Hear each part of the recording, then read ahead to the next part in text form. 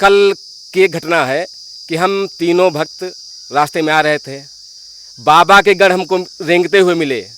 बिना जले भभूति नहीं और बिना चले अनुभूति नहीं, तो जो चलेगा वो अनुभूति करेगा। डाक बम में कितने घंटे में जल वगैरह चढ़ा लेते थे? पहले हम चढ़ाए थे हम 11 घंटा 45 मिनट में। आज डंडी चलता है तो डंडी का रहने की व्यवस्था नहीं देता है वो कैंप में। थोड़ा सा सुविधा चाहिए इस रोड में। जितना सारा कैंप है वो सारा कैंप बंद रखता है, क्या फ़ायदा कैंप बनाने से। जो कठिनाई 94 से हम लोग देख रहे हैं वो कठिनाई से अब जो है ना, अब तो कल उस समय जो हम लोग अड्डा पे चलते थे वो तारापुर घुसते थे तो 10 पसैया जाके निकलते थे। हर हर महादेव बोल बम। दोस्तों अभी हम लोग हैं सुल्तानगंज देवघर कांवरिया पथ पे और आज हमारी उपस्थिति है बिहार में और यहाँ पे बहुत सारा शिव भक्त अभी ऑफ सीजन में जो है यात्रा करके बाबा नगरी जा रहे हैं। चलिए सीधे बातचीत करते हैं भक्तों से और आप सभी को मिलाते हैं। देख सकते हैं यहाँ पे भक्तजन अभी जो है पाँव पैदल यात्रा करके रुके हुए थे छाँव में, वृक्ष के छाँव में। सबसे पहले हर हर महादेव। हर हर महादेव। तो बम जी आप तो लगातार डाक बम आते थे, इस बार बोल बम का यात्रा कैसे शुरू कर दिया?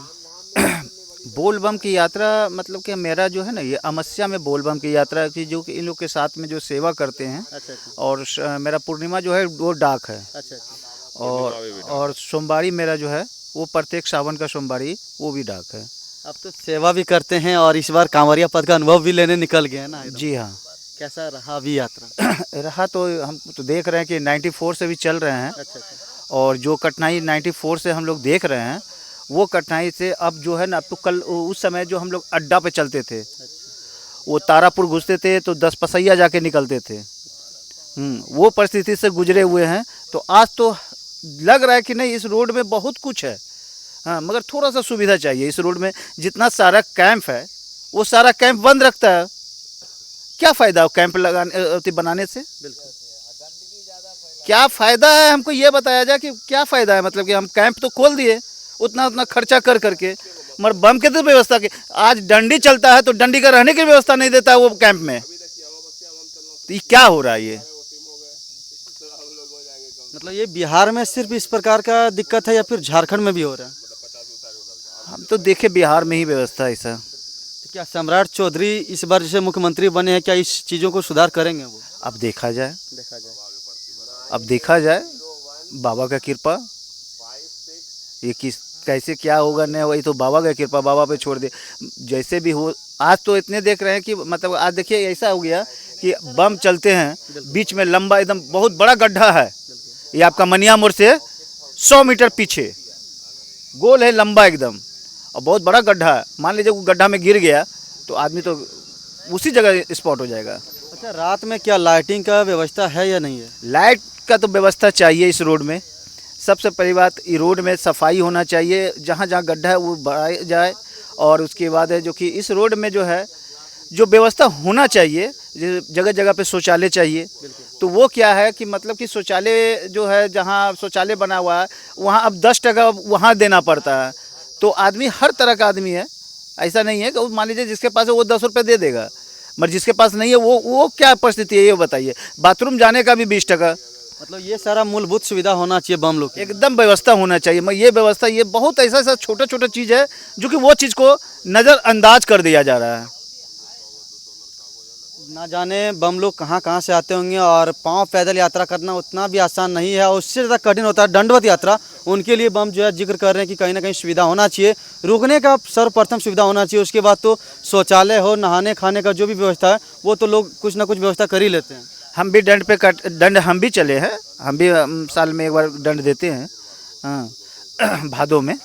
और फिर उसके बाद 26 तारीख को वो डाक डंडी चलेंगे। अच्छा। जो कि आपका 8 दिन में वो बासुकीनाथ तक है वो। इतना कठिन यात्रा करेंगे? जी हाँ। अच्छा। बाबा का कृपा।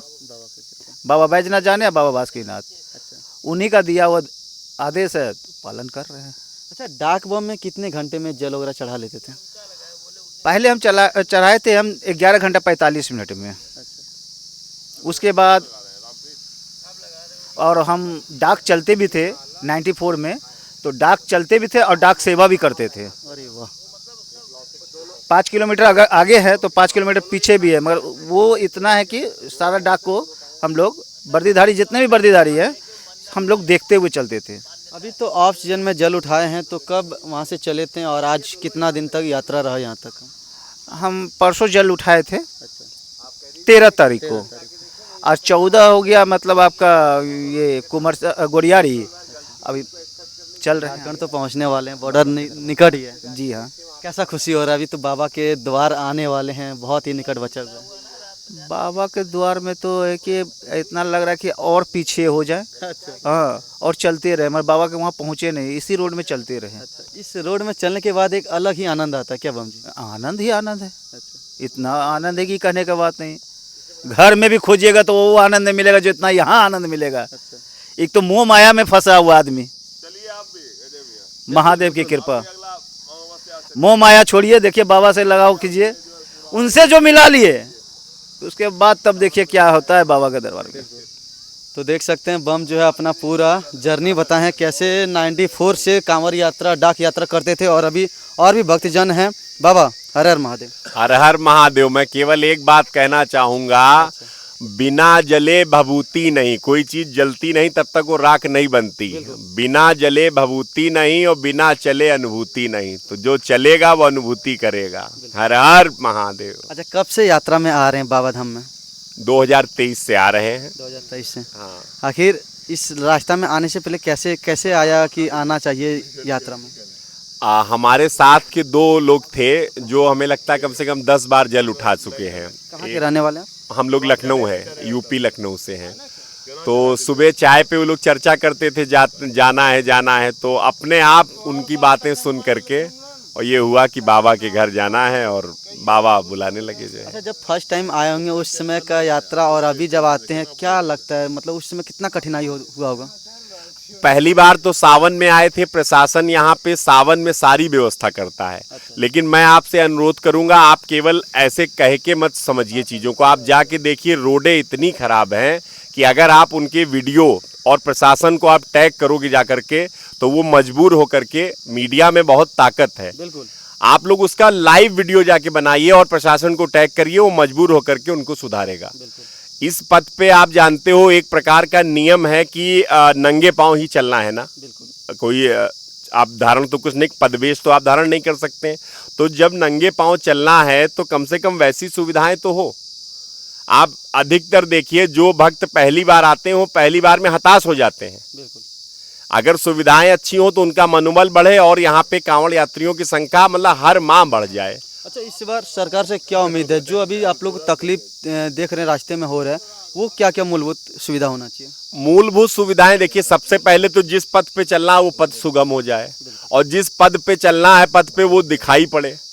तो दिख भी नहीं रहा है पथ रात में और सुगम भी नहीं है। कहीं ना कहीं लाइटिंग और ये जो गड्ढा वगैरह का समस्या देख रहे हैं, ये कहीं ना कहीं सुधार होना भाई हम चलेंगे तब जब वो दिखेगा, दिखने के लिए प्रशासन को लाइट लगानी पड़ेगी, और जब उसमें गड्ढे नहीं होंगे तो लाइट मान लीजिए कम भी होगी तब भी हम चल लेंगे। तो 2 मूलभूत सुविधाएं मेरी समझ से प्रशासन को करनी चाहिए, लाइट और रोड।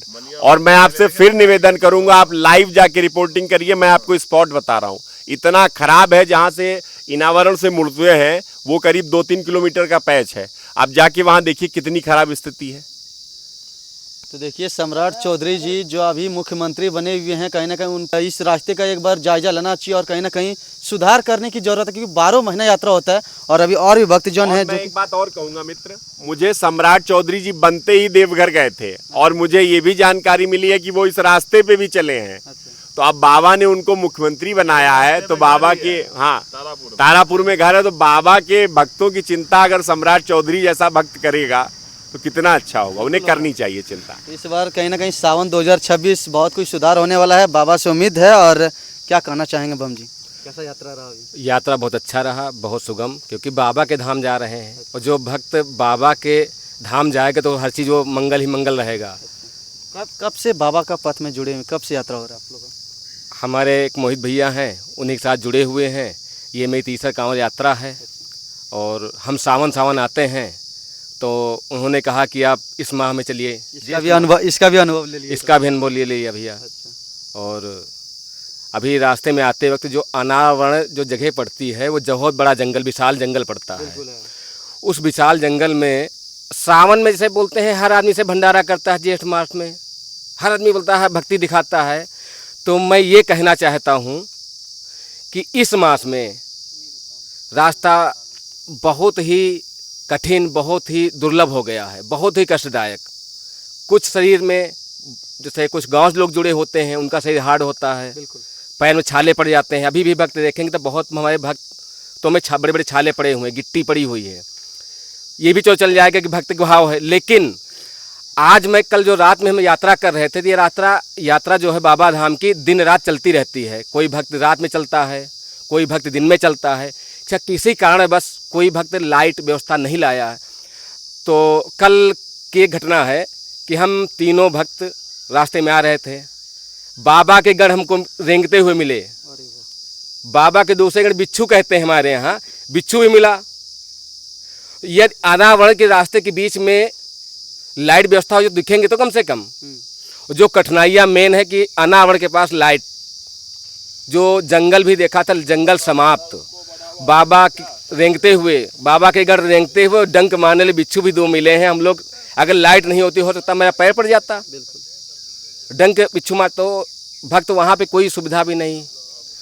तो देखिए इस प्रकार से कुछ कठिनाइयाँ जो है अभी भक्तजन झेल रहे हैं। और कहीं ना कहीं इस रास्ते में अगर आप देखोगे तो 12 महीना यात्रा होता है। तो आप खुद एक बार आ करके देखें। और इस वीडियो में बस इतना ही रखते हैं। अभी और भी भक्तजन के इधर आ ही रहे हैं, आप लोग को लगातार अपडेट वगैरह देते रहेंगे। अभी सावन जो है इस बार 31 जुलाई से स्टार्ट है, तो देखिए किस तरह का व्यवस्था होता है इस बार सावन 2026 में। फिलहाल बने रहिए हमारे साथ, देखते रहिए। हर हर महादेव।